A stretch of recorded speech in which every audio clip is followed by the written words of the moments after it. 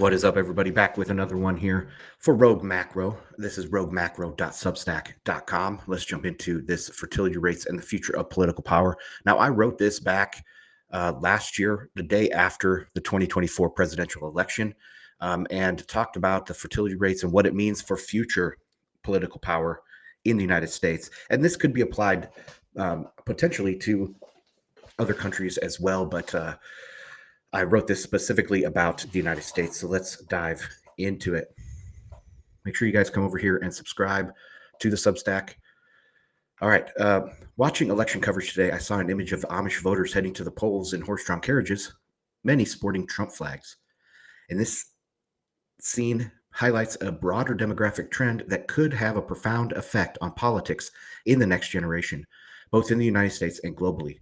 Demographics, specifically fertility rates, will shape the political landscape in America and the world. And you can see these buggies with a Trump.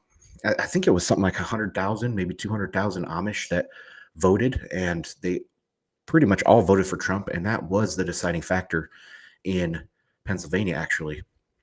High fertility versus low fertility states. The Amish are just one example within a much larger demographic pattern across the country. Red states have significantly higher fertility rates than blue states, and this difference is likely to influence politics for years to come. It is only the conservative areas that even acknowledge demographic decline is an issue. This is very important. Now, if you guys aren't following me on Twitter, make sure you do that. It's roguemacro_. And I've been getting into it lately about ideas for addressing the fertility crisis. And the other side just isn't willing to have the conversation. It's always, this guy's misogynist, you hate women, all this stuff, where guess what? I really love women. I'm married to one. I have 3 daughters. I really care deeply about what's best for women. And I'll tell you what, a crashing population is not good for women. Delayed marriage is not good for women. Okay, so I care about women more than they care about women. They just care about themselves and their own ideologies. Okay, but anyway, this is the top 10 states with the highest fertility rates, and notice they're all Republican states. Sad thing is they are all under replacement fertility, but at a fertility of 2, that's pretty darn good. Nebraska, where I was born and raised, is also fairly high, 1.9, which means that they will last longer in this fertility decline, but everybody's headed the same direction, and they will be pulled down with the rest of the country too. Okay, so let's go into this bottom 10 states with the lowest total fertility rates. And notice they're all blue states, with the lowest being Vermont at 1.3. That's devastating. That's absolutely devastating for a population. But, I mean, the divide is clear. Top 10, all red. Bottom 10, all blue. Data shows that the 10 states with the highest fertility rates are all conservative, while the 10 states with the lowest fertility rates are all leftist. The average fertility rate for the top 10 most fertile states is approximately 1.85, while the bottom 10 have an average of 1.4. This difference might seem small, so from 1.8 to 1.4, but it compounds rapidly, assuming equal starting populations and constant fertility rates. Red states will see their populations become relatively larger by approximately 23% over only 10 years. Only over 10 years, it will move. One will move down 10% and one will move up 10%, but the total difference within 10 years' time is 23% of the population. Now, that's not voters specifically, because all those kids will be under 10.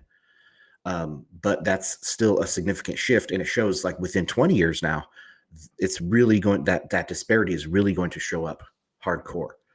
So this is just a map of the next census. They're trying to do a interim census that would take out counting of illegals, because some of these blue states have been using illegals in their population to artificially boost their representation in Congress. But the scheduled one is for 2030. So we have to get the next presidential election to be able to get that census conducted properly.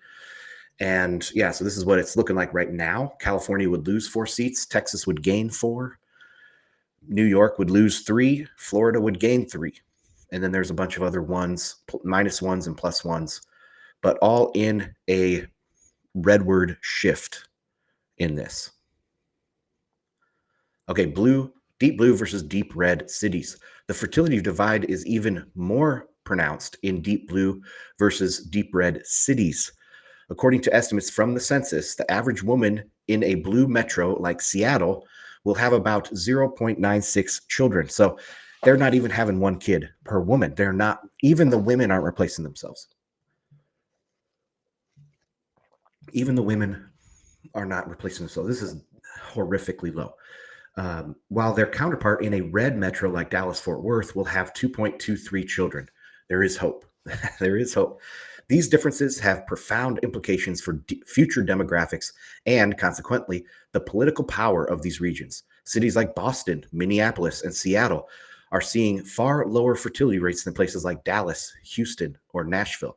And it might not be apparent right now, okay?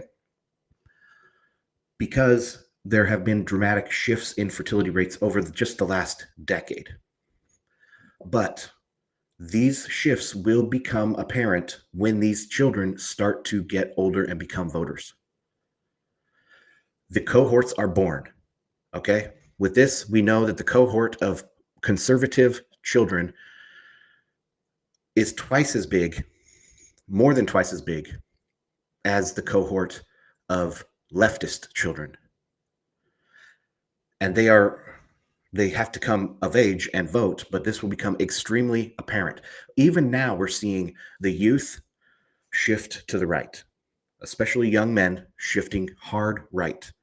And this will continue because this big cohort of children that have already been born over the last 10 years is dominated by conservative children. All right. Cities like Boston, Minneapolis, Seattle. Okay, covered that.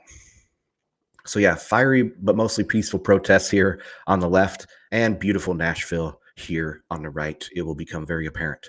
So heritability of political leanings.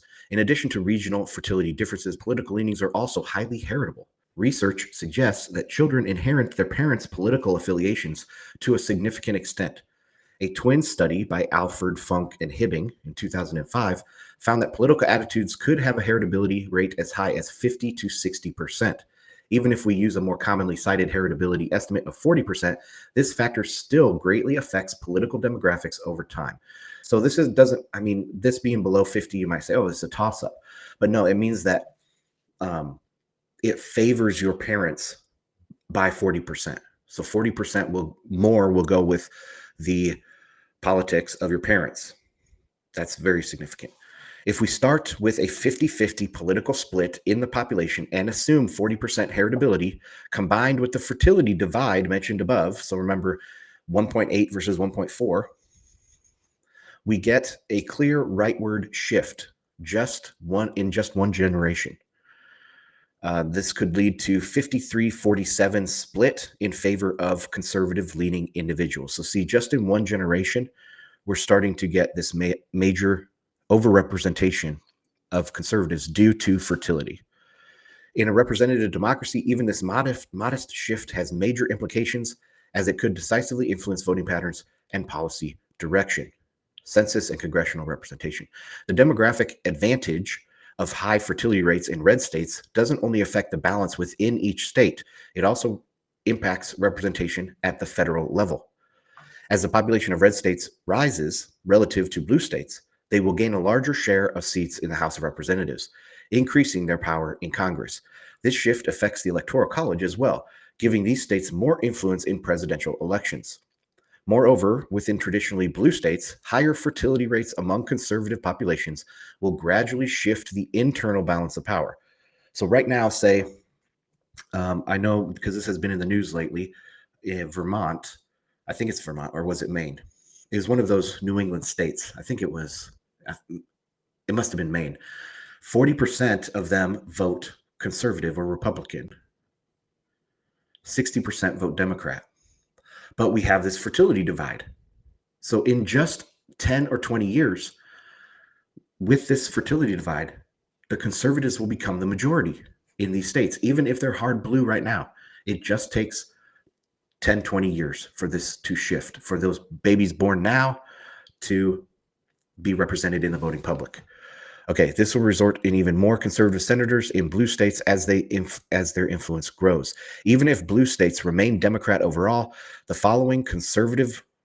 growing conservative minority will wield increased power over local and state elections, shifting conservative with age.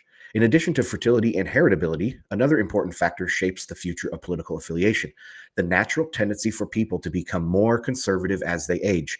Research consistently shows that individuals, especially in Western societies, shift toward more conservative values as they move through different stages of life. This phenomenon is often linked to a variety of factors, such as greater financial responsibility, concerns about stability. So, if you have a family, you want that stability in society. You don't want a chance of revolution where your kids will be killed. You don't want riots in the street because that's a dangerous environment for your children and for your assets. Um, and changes in priorities around family and security. The phrase, if you're not a liberal at 20, you have no heart. If you're not a conservative at 40, you have no brain, captures a common perception in this trend. This is important because one of the defining characteristics of the demographic decline is going to be an aging population. Not only are leftists going to be losing the youth due to heritability, but the old due to natural conversion to conservative positions. It's a double whammy, a triple whammy, a quadruple whammy for the leftists here right now. The demographic decline of radical leftism in the West. Demographic realities are reshaping the political future, signaling a profound departure from radical antinatal leftist politics across the Western world. In the US, higher fertility rates in conservative states are leading to a population shift that will amplify conservative representation both on the national stage and within traditionally blue states. Europe is seeing similar shifts, with populist conservative movements gaining momentum in France, Italy, Hungary, big time in Germany with ADF, and beyond. The combination of higher conservative fertility rates, the heritability of political leanings, and a natural shift to the right with age all reinforce this trend. And also remember, guys, in a demographic decline, the population ages. The average age goes up. And so if you're wanting to talk about the average voter or the average political leanings, if the average age is going higher, 40, 45, 50 as the average age, which would be a very old society, you're shifting more to the right. Okay, this demographic shift means that within a generation, the radical degrowth globalists will become politically marginalized, outpaced by a more robust conservative majority that values family, stability, and growth. The ideological landscape of the West is on the brink of a lasting transformation. All right, so that is Rogue Macro. Make sure you guys check out roguemacro.substack.com. Thanks for listening. Put your comments down below. Tell me that I'm a misogynist, that I hate women, whatever you want. All right, catch you on the next one. Bye.